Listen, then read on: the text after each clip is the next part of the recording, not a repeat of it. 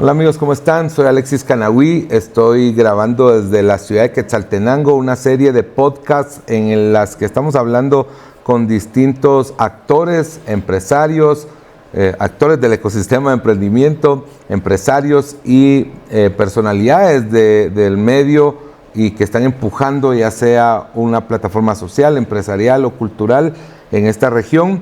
Hoy tengo el gusto y el honor de poder entrevistar a Manuel Gutiérrez, una persona que conocí hace un par de años, ¿verdad? Me presentó una marca que me pareció muy interesante, suena igual que una marca nuestra, Win, solo que era Win, entonces fue muy interesante conocerlo y conocer esa marca que en ese momento le estaba proponiendo. Era una marca, una cerveza artesanal. Entonces hoy que comenzamos esta serie de podcast lo invité a venir y muy amablemente está acá con nosotros. Es un empresario de una familia de empresarios de acá de Quetzaltenango que creo que tiene mucho que aportar hoy, así que no se pierda ese podcast que es hasta el final. Hola Manuel, ¿cómo estás? Bien, gracias, muchas gracias por recibirme. Es un honor poder colaborar, digamos, en compartir la experiencia que tenemos, ¿verdad? Es un honor. Qué bueno, Manuel, a vos muchas gracias. Quisiera comenzar preguntándote o que nos contaras un poco, pidiéndote que nos contaras un poco de la empresa familiar, de la empresa, de la historia familiar también, porque entiendo que sos cuarta o quinta generación, me dijiste. Sí, bueno, a ver, es que depende un poquito cómo vemos la cosa, pero de los dos lados de mi familia, del lado paterno y del lado materno, venimos de dos ramas de emprendedores. Sí, pues, entonces, digamos, del lado... Tenés emprendimiento por ambos lados. Sí, cabal, no había forma de no ser emprendedor en este ecosistema de familia, sí, pues, digamos, donde de los dos lados hay emprendimientos y hay intereses comerciales, ¿verdad? Entonces, si bien aquí en Xela somos más conocidos por el lado de los negocios de la familia paterna, que entonces ahí podríamos, dependiendo de cómo se quiere discutir, pero podríamos decir que estamos o en transición de tercera a cuarta generación o de cuarta a quinta, dependiendo cómo quieras ver la historia. Okay. Pero sí ya son varias transiciones familiares y ahorita estamos enfrentando el reto de la transición, llamémosle, de tercera a cuarta generación en lo que son los negocios de la rama de paterna, sí. Sí, pues me gustaría que me contaras un poco de esas empresas o un poco la historia de la construcción de esta empresa familiar. Sí, bueno, nuestros orígenes son, mi abuelo paterno vino huyendo de la Guerra Civil Española. En una situación de pobreza y pues pasa por Cuba, trabaja en Cuba un tiempo y le da o dengue o malaria, no recuerdo bien, y entonces se viene a San Cristóbal y empieza a trabajar de dependiente de mostrador con don Juan Bautista Gutiérrez, ¿verdad? En San Cristóbal, Totonicapán. Entonces mi papá y sus hermanos nacen en San Cristóbal, Toto, ¿verdad? Tenemos mucho cariño a Totonicapán y la relación que hay con eso. ¿Y había una relación de apellidos familiar? Sí, o sea, don Juan Bautista era tío, ¿verdad? Okay. Y él en ese momento pues tenía ese almacén en San Cristóbal que, si nos vamos a la historia, podemos entender por qué todos los almacenes y importadores de productos de Europa se ponían en la carretera que iba de Guatemala a Quetzaltenango, ¿no? Y la carretera antes pasaba por San Cristóbal y esa era la lógica de ponerse en ese punto. Sí, pues. Entonces don Juan Bautista pone un almacén, pero él ya se empieza a meterse más al negocio del trigo y el almacén pues lo empieza a administrar mi abuelo paterno y mi tío abuelo paterno. En un momento dado se quema hasta el suelo el negocio con todo y el dinero adentro del negocio. Y entonces en ese momento mi abuelo y su hermano aprovechan a negociar con don Juan Bautista para asociarse. Entonces se asocian con ellos y levantan el negocio otra vez de cero y finalmente mi abuelo y su hermano le compran a don Juan Bautista, que como él ya tenía otros intereses más interesantes, decide vender el almacén, sí, pues, el almacén de San Cristóbal. Entonces mi abuelo y su hermano con mucho sacrificio crean después ya lo que era conocido, compran eran almacenes, ¿verdad? Que tenían de todo, que se llamaba La Sevillana, ¿no? La Sevillana pues ha sufrido múltiples transformaciones en el tiempo y pues es más conocida como una ferretería ahora, ¿verdad? Pero al mismo tiempo, cuando ya empiezan a tener éxito económico, se empiezan a meter a otros negocios, ¿verdad? Por ejemplo, nosotros tuvimos hasta hace poco la ESO más antigua del país. El abuelo empezó importando latas de gasolina, antes era en lata, y importaban unas latas que era Standard Oil, que se llamaba la ESO antes. Hace la gasolinera, pone el negocio de venta de carros, que después pues evolucionó a lo que conocemos como Autocentro. Y ya en la siguiente generación, o sea, en la generación de mi papá y mi tío Remigio, ya empiezan a hacer pequeños desarrollos inmobiliarios. Ahorita, a la fecha, yo creería, me atrevo a decir, que los intereses más importantes de la familia es en el desarrollo inmobiliario, que es precisamente donde yo estoy más entregado, ¿verdad? Al 100% en los desarrollos inmobiliarios, ¿no? Ok, pues qué interesante historia, la verdad, que de migración hacia Guatemala, sí, y pues desarrollar negocios acá. A mí siempre me ha causado la duda de pensar, porque siempre que se dice de historias de migrantes, de personas de hace muchos años, como Guatemala era otra, ¿por qué escoger Guatemala? No sé si te das una respuesta a esto, pero ¿por qué escoger venir a Guatemala de España, venir acá? Y también el tema de que imagino que traen otra mentalidad, tal vez ya estaba más avanzado, entonces aquí se vuelven más empresarios, o vieron la oportunidad de mercado acá y se quedaron desarrollando la economía del país. Sí, digamos, a ver, yo lo que he visto en grupos de migrados de España hacia América es que generalmente hay una primera persona muy atrevida, muy valiente, ¿no? Sí, pues. Que ve oportunidad en alguno de los países que se está empezando a desarrollar y se lanza sin saber qué va a hacer. Ese primero que logra y digamos que tiene éxito es el que después refiere y empieza a jalar a todos los demás.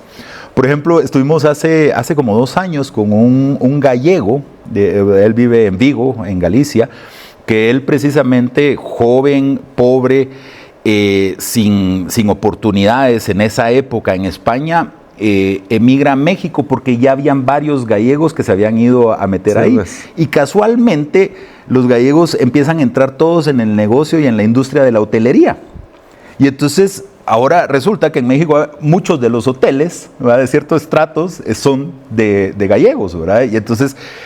Y lo podemos ver con nuestros guatemaltecos en Estados Unidos. Es bien interesante cómo la mayoría de migrados que van a donde ya hay un tío, ya hay un primo, ya hay una industria que los recibe. Generalmente ahorita es la construcción, por decir, o restaurantería, ¿verdad? Esas industrias ya están como más abiertas a recibirlos, pero fue gracias a un primer, le podríamos decir loco, a un primer loco que se atrevió, que veía que no iba a crecer en donde estaba y se lanza a un país que ofrece nuevas oportunidades. En este caso, para nuestra rama familiar, fue don Juan Bautista, que sería mi tío bisabuelo, ¿verdad? Pero sí, ya pues, como en 3º o 4º grado, sí, ¿verdad? Pues. Sí. Okay. Manuel, ¿crees que pueda estar pasando algo hoy parecido en Quetzaltenango? Es decir, yo veo que aquí hay un enorme potencial de mercado, pasando muchas cosas, pero creo que también está viniendo mucho de la ciudad hacia acá, a sentarse acá, negocios a venir acá, que probablemente nadie está viendo, nadie está haciendo. 1. 2, creo que hay negocios muy localistas, es decir, negocios que están pensando únicamente en su entorno, ¿verdad?, en crear un negocio acá con mucha identidad. Me he dado cuenta que el quetzalteco tiene mucha identidad, se apropia mucho de lo suyo, le pone a sus marcas ese ingrediente local, pero no se está pensando global. Hoy que con la oportunidad global de la tecnología, pensar en negocios que puedan ser más globales, salir de acá. ¿Crees que está pasando lo mismo? ¿No se está aprovechando? Sigue habiendo emprendedor, pero no está pensando en grande o pensando global. Sí, digamos, a ver, partámoslo en 2. ¿Sí? La primera parte de la emigración de gente de fuera que viene a Quetzaltenango. Ahorita, Quetzaltenango es esa ciudad que ofrece un futuro que va a ser explosivo en cuanto a población y generación de riqueza. O sea, sí, sabemos muy bien que según las proyecciones, el país está pasando de ser un país que era eminentemente rural a un país que es muy urbano. Entonces las gentes que viven en las áreas rurales no les queda más, porque ya no se puede pretender vivir de la agricultura, no les queda más que ir a buscar oportunidades a las ciudades. Entonces tenemos una emigración que nace de la pobreza rural y que busca las ciudades y vienen a buscar cómo emprender o en qué trabajar, que son, digamos, los más desfavorecidos, a quienes les toca un reto más difícil.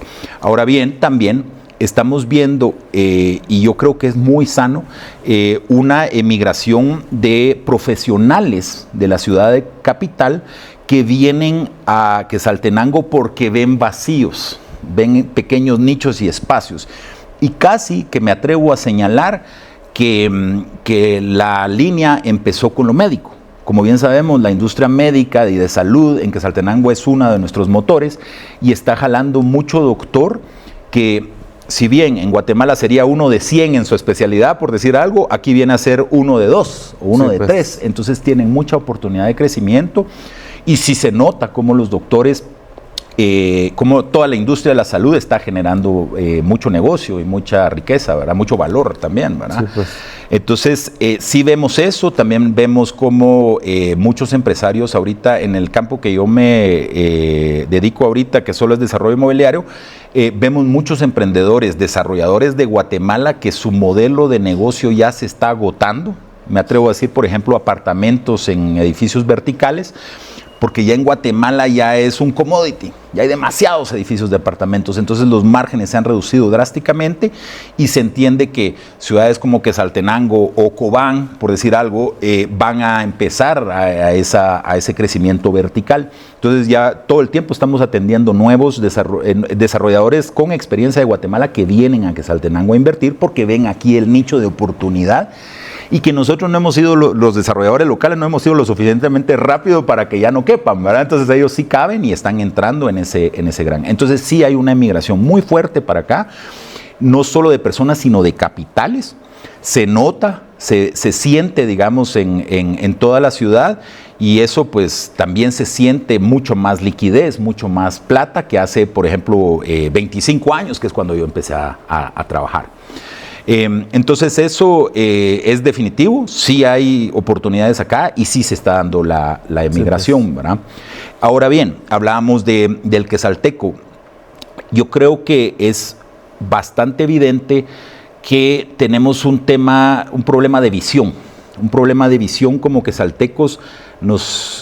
Muchos de nosotros, nuestras oportunidades no era porque fuéramos el mejor, era porque éramos el único, ¿no? En un pueblito. Entonces hay veces que le dicen a uno, ¿qué preferís, ir a competir al mundo o ser el monopolio en Rashrujá de dentistería, ¿verdad? Sí, pues. Entonces uno dice, bueno, me suena lógico el monopolio, ¿no? O el biopolio, ¿verdad? Que solo yo voy a ser el que provee el servicio. Entonces los quetzaltecos, creo que las generaciones pasadas tuvieron esa visión donde decía, bueno, yo aquí lo que tengo es un mercado cautivo, y no me interesan los mercados de afuera donde hay más competencias o los mercados que tienen menos demanda de mi producto. Yo lo que quiero es este mercado y en este me voy a enfocar. ¿Qué pasaba con...? Yo tuve la oportunidad de entrevistar también a Carlos Guzmán de Xelapan, y tal vez vas a contar esa historia, pero él me decía, porque todo el mundo dice, ¿por qué no hay una en Guatemala? Y otros me decían, yo pondría un Xelapan en Estados Unidos porque allá pegaría. Sí. Entonces, cuando le preguntas a él, te dice, estábamos cubriendo la demanda que había, lo que estabas mencionando ahorita, ¿verdad? O sea, aquí había tanta oportunidad y tanta demanda que la oportunidad de salir la veían así como, mejor aprovecho lo que está aquí, ¿verdad? Exacto, mejor soy rey. Decía un dicho de los abuelos, ¿verdad? Más vale cabeza de ratón que cola de león, ¿verdad? Sí, pues. Pero que eso empieza a convertirse en una falsedad, porque el problema es que ahora ya estamos abiertos al mundo y el mundo sí ya se está metiendo en nuestro mercado. Entonces, si nosotros no nos metemos en el mercado de ellos, pues vamos a quedarnos atrás en la evolución como empresarios. Precisamente. O en la fortaleza, ¿verdad?, de la cantidad de unidades que puedes tener, pues, por ejemplo, ¿verdad? Entonces, sí hay un problema ahí de visión que viene de generaciones pasadas, que creo que viene a eso, pero si nos damos cuenta, en el caso de Xelapan, precisamente, ellos ya se fueron a Mazate, ¿verdad? Entonces, ya están estirando los bracitos hacia afuera, y sí podemos ver otras empresas que sí están haciendo algún crecimiento un poquito más importante afuera, en Estados Unidos y cosas así. pero son contados, ¿verdad? Sí, pues. Todos estamos todavía solo mirando para abajo y no viendo para el mundo, ¿verdad? ¿Y cómo dirías que se cambia esa forma de pensar? ¿Cómo crees que se puede trabajar? Obviamente ya hay una generación pensando distinto, creería yo, ¿verdad? Sobre todo porque son nativos digitales y ya crecen con tecnología. Pero en las empresas tradicionales que hoy están liderando, ¿cómo cambiar esa mentalidad? ¿Qué consejo darías? Fíjate a ver, creo que hay como varios sistemas operativos que puede tener una persona, ¿no? El sistema operativo de qué tengo que hacer literalmente dentro de 20 minutos y entonces solo estoy pensando en eso y bajo la cabeza, o levanto la cabeza y me pongo a pensar qué va a pasar en mi vida dentro de 15 años, ¿verdad? Sí, pues. Pero entonces te estás teniendo que cambiar de un punto a otro punto y mientras haces ambas cosas perdés visión de lo otro. Entonces es ideal cuando, y como vamos a hablar eso de las transiciones generacionales, es ideal que los jóvenes, que uno los pueda sacar a vivir experiencias afuera, ¿verdad? O sea, El Salvador, Costa Rica, Honduras, y si es Estados Unidos, México, cualquier salida de cualquier joven cuando están con muchas ganas, recién graduados, con mucha drive, ahí es el momento para sacarlos a ver oportunidades, ¿verdad? Te voy a hacer el caso, digamos, por ejemplo, de Food Machine, de Mario Mezquita. Lo tenés que entrevistar. Él es un visionario y un emprendedor francamente muy exitoso, que el papá consiguió una beca para que él pudiera ir a estudiar algo a China. No me preguntes qué, no me recuerdo. Pero él, estando en China, ve la oportunidad de importar maquinitas para hacer granizadas. Porque él decía, esta maquinita es ideal para las señoras que quieren tener un ingreso extraordinario y básicamente lo ponen en la puerta y él se los da a cuotas, ¿no? O se los da muy económicos. Entonces le pega de lleno con eso y pues crea Food Machine, que ya es yo diría que las más grandes distribuidoras de equipo para cocina, ¿no? Industriales. Y es de acá de Quetzaltenango. Y es de Quetzaltenango. Y se da la oportunidad porque lo sacan a China. Y él va a ver otras cosas, digamos. Sí, pues. Y entonces regresa y le que hoy está bien salir porque yo comparto lo que decís, pero hoy también pasa en internet, o sea, hoy ves cosas que se vuelven virales en TikTok y hay un e-commerce que te lo manda a la puerta de tu casa, o sea, va a cambiar un poco. Va a cambiar y es una belleza eso, porque sí, francamente, pues ahorita, digamos, si yo quiero averiguar de cómo están haciendo, por ejemplo, algo que viene, ¿no? Los negocios de los edificios de apartamentos en arrendamiento, pero que son financiados con tokens, ¿verdad? Sí, pues entonces vos como inversionista compras un token de $10,000, entonces sos dueño de, no sé, 1/1000 parte del edificio y recibir rendimientos. Entonces, yo podría irme a Estados Unidos a ir a tratar de ver casos así, pero la verdad que con el ChatGPT le puedo preguntar y básicamente me dice por dónde investigar un poco más. Entonces, yo creo cuando estás decidido vas a ver. Exacto. Creo que va a haber gente que tiene la tendencia natural a preocuparse más del día a día y no está volteando a ver para arriba, que son necesarios, porque si no el visionario desordena todo. Y es necesario también el visionario. Entonces, he ahí el valor agregado de las sociedades, ¿verdad? El valor agregado de las sociedades es bien importante porque todos tenemos distintas cabecitas y las perspectivas son muy valiosas cuando obviamente los socios están educados y con ganas de crecer, ¿verdad? Entonces yo creo que por ahí va, o sea, sí hay que manejar los dos cerebros, digamos, ¿verdad? Sí, pues. Mira, me hablabas al principio de que pues traes sangre emprendedora en las venas. ¿En algún momento pensaste en no seguir en negocios? ¿Tuviste alguna otra afinidad o pensaste en ser...? Yo tuve un empleo de 1 año y 3 meses en una desarrolladora externa. Sí. Y como yo acababa de terminar una maestría, después me fui a esa desarrolladora 1 año y 3 meses y dije, bueno, esta es mi maestría de cómo no manejar las cosas. Para mí fue muy difícil entender cómo funcionaban las empresas con su burocracia y que realmente uno como más emprendedor está más acostumbrado a hacer las cosas nada más y ya se resuelve, sí, versus estar comunicando, pidiendo permiso, etcétera, ¿verdad? Y lidiando con las burocracias de las empresas, ¿no? Entonces viví esa experiencia de trabajar asalariado en una empresa externa que fue muy valiosa para mí, y yo sí se la recomendaría a todas las empresas que van a pasar de primera a segunda generación o segunda a tercera generación, que los jóvenes que pretenden y tienen el perfil de la familia para entrar en el negocio, primero trabajen afuera. Sí, pues un buen consejo. Definitivamente deben de trabajar afuera, Sí, pues. para entender cómo la diferencia cuando no está la tía para apoyarlo a uno. Y cuando que no sepan que es tener un jefe que no es tu familiar, ¿verdad? Exacto. Y como también hay veces las empresas que no hay afinidades familiares internas son más eficientes, son más duras, Sí. pero son más eficientes porque no se andan consintiendo, ¿verdad? Sí, sí, sí. Entonces yo creo que eso le da mucho valor a que las personas trabajen afuera. Ok. Sí. Y luego has pasado por esa empresa, estuviste en la empresa familiar mucho tiempo, hoy estás en una transición generacional. ¿Cuáles son los aprendizajes que has tenido hoy como una nueva generación tomando el control de un negocio familiar? Sí, digamos, a ver, solo para que se entienda un poquito más el contexto de dónde vienen mis opiniones y no se malinterpreten, pero yo participo como miembro de la junta directiva de esos negocios del lado paterno que te mencionaba. Y yo genero desarrollos inmobiliarios en los cuales puede ser que solo lo haga yo solo, o invite a un socio externo, o use capitales de los fondos de la familia, y entonces es una sociedad de la familia. Tenemos desarrollos que vienen de la generación anterior, tenemos desarrollos que están iniciando hoy, entonces es una mezcolanza de sociedades, sí, ¿verdad? Pues.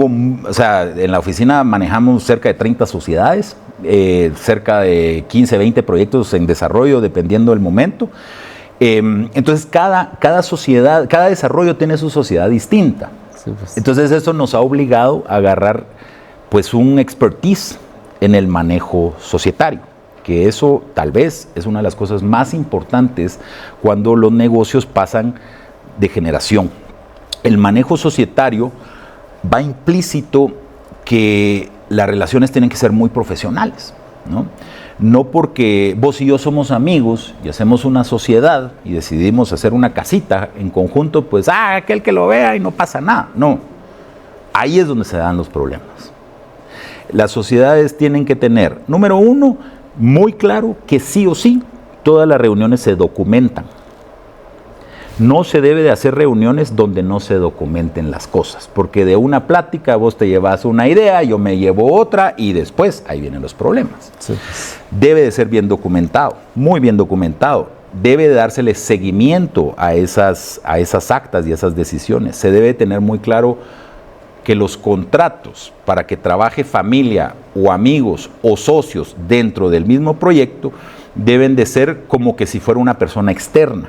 No porque sea socio debería de tener condiciones especiales, sino que debería ser alguien que si el socio ya no quiere, con las mismas condiciones podemos meter a otra persona. Muchas veces hay conflictos de interés en ese sentido, ¿verdad? Que no es tan clara la relación, no es tan claros los contratos, no es tan claros los indicadores por los cuales se va a medir. Y yo lo que veo es que, digamos, cuando son relaciones que no son familiares, es más fácil de exigir desde una posición de socio, porque pues sos el socio y sos el jefe y no hay discusión. Pero cuando tenés un socio que además es empleado del desarrollo, ahí es donde empiezan los problemas, ¿verdad? Sí, y entonces, pues. si eso no se empieza bien, lo más probable es que vaya a haber problemas en el futuro. Entonces yo, esa primera lección sí te la daría, es evidente que toda empresa familiar debe de crear su consejo familiar. Su consejo familiar debe de crear su acta o su constitución como un consejo de familia que dice, bueno, nosotros tenemos en conjunto estos intereses y nuestra visión es llegar a tal punto. Nuestros valores, irónicamente, todo el mundo pensaría que todos tenemos los mismos valores, pero puede ser que no los tengamos o puede ser que priorizamos unos más que otros. Entonces, la familia sí debe de tener unos valores escritos en piedra de los cuales se habla y se discute y se pone uno la camiseta y los vive uno en su vida personal también. Porque si uno tiene una persona que tiene valores distintos dentro de una empresa familiar, eso va a empezar a reventar y a tirar chispas, ¿verdad? Sí, pues. Entonces debe de nacer con esa constitución, ese consejo familiar que va a guiar. Ese consejo debe nombrar a una junta directiva que se va a asegurar en las reuniones más rutinarias de que se está yendo hacia ese camino del consejo familiar. y todos los empleados, familiares o no, tienen que entender que hay un tema de rendición de cuentas, ¿verdad? Que uno sí tiene que estar reportando, uno sí tiene que estar informando. Claro, a veces tomas decisiones un poquito al golpe porque no queda otra, pero por lo menos pedí perdón, ¿verdad? Después de tomar la decisión, pero la gente tiene que estar informada, ¿verdad? Sí, pues. Manuel, he estado escuchando muchas historias y mucha información acerca del crecimiento de Quetzaltenango, o sea, hablando de esta industria de la construcción. ¿Cómo era hace 10 años, Shela, en temas de urbanización, construcciones, centros comerciales, edificios? ¿Cómo era hace 5 años? ¿Cómo es hoy? ¿Y cómo lo ves de aquí a 5 años? Hablando de 15 años, ¿verdad? ¿Cómo ves creciendo? Bueno, mira, es un poquito preocupante. Okay. No poquito, bastante preocupante. Que debido a, pues, obvio, una mala planeación urbana, la ciudad ahorita está sufriendo problemas de movilidad, yo diría ya graves, y que, seamos sinceros, solo se van a empeorar. O sea, sí, pues, esto no hay por dónde se vea luces de que haya una intención de resolverlo. Para mí está muy claro que si se fomentara la movilidad mixta, ¿verdad? Donde uno puede caminar, andar en bicicleta, usar transporte público, eso resolvería bastante. Pero ya estamos tan atrasados con la tarea que no nos hagamos bolas, va a ser muy difícil la vida acá. Sin embargo, regresando a la pregunta original... la vida urbana, vida de... Exacto, pero el desarrollo inmobiliario como tal, cuando yo vine en el 2000, prácticamente no habían proyectos de construcción de vivienda en serie, solo eran lotificaciones. Luego el mercado evolucionó de lotificaciones a ya vivienda en serie y ahorita estamos ya en vertical. Sí, pues. En el tema comercial... ¿Cuántos edificios tiene ahorita? Nosotros en Quetzaltenango, en ejecución ahorita en Shela. ¿Ustedes y en general? En Shela, entre el grupo, entre todo y todo, vamos por 4 edificios ahorita. Tenemos 2 que están ya con licencia y 2 que están iniciando su proceso de licencia vertical. También nosotros originalmente construimos lo que ahora es el edificio La Paz, y eso nos lo compró el grupo del Banco Industrial, ¿verdad? Entonces sí ya tenemos algo de experiencia en vertical, lo hemos hecho en Guatemala también, que eso fue, digamos, empezamos a probar en Guatemala y eso nos da la experiencia para tener la confianza de hacerlo acá, ahora. O sea que construyeron vertical primero en Guatemala, después aquí. Sí. Sí, okay. Sí, pues porque allá ya había y aquí no. Sí, exacto. Y digamos, solo me salgo un poquito del tema, pero es bien interesante cómo la evolución, digamos, si uno se va a meter a un mercado mucho más competitivo, por lo menos a colaborar en alguna parte de algún desarrollo más evolucionado, ese conocimiento uno lo puede traer a Shela. Sí, pero pues, también el conocimiento de un mercado más evolucionado nosotros nos lo llevamos a Honduras. Y entonces nosotros estamos con un negocio muy bonito de lotes en Honduras, sí, ¿verdad? Pues. ¿Pero por qué? Porque esas ciudades donde nos fuimos a meter en Honduras eran menos evolucionadas. Sí, pues. Entonces sabíamos que ahí muy todavía se podía a Shela en el 2005. Sí, pues. ¿Verdad? Entonces esas diferencias de evolución en los mercados, si uno las sabe ver con perspectiva, te puede dar una ventaja competitiva para un mercado menos evolucionado o que te vayas a uno más evolucionado para agarrar el know-how para traerlo a uno menos, ¿verdad? Buenísimo. Mira, ¿y tenés datos de cuántos edificios hay hoy en general y cuántas licencias hay en trámite? No, fíjate. ¿O cómo te imaginas que va a ser Guatemala, Quetzaltenango? Mira, a nivel chisme, porque yo no digamos, sería ideal que pudiéramos tener una buena relación, o sea, que fuera más pública, digamos, la relación con control de obras de la municipalidad, porque sí se vienen, entre lo poco que he oído, se vienen unos 10 a 15 edificios en los próximos 2 años. Sí, pues. Viene rapidísimo. Y es interesantísimo porque cada vez que yo hablo con desarrolladores de Guate, todos me están mencionando que ya vienen acá para hacer bodegas o para hacer centros comerciales o para hacer verticales. Mira, centros comerciales en los últimos 3 años hay 8 centros comerciales aquí. Y que se viene el que está, bueno, el Price Mart, y se viene otro centro comercial enfrente, más otros montón que no sabemos porque no son tan Pero públicas. está creciendo desordenadamente. Decís. El problema, digamos, hay que tener cuidado, ¿verdad? Porque un desarrollador no puede arreglar la ciudad, no puede arreglar la movilidad de la ciudad, y la necesidad de vivienda está. Entonces el desarrollador tiene que cumplir. El problema es que, digamos, la ciudad, podemos verlo en la zona 3, que es el único espacio donde se generó un grid correcto. La zona 3 no va a tener tanto problema como el resto de áreas que se han desarrollado muy desordenadamente, gravemente.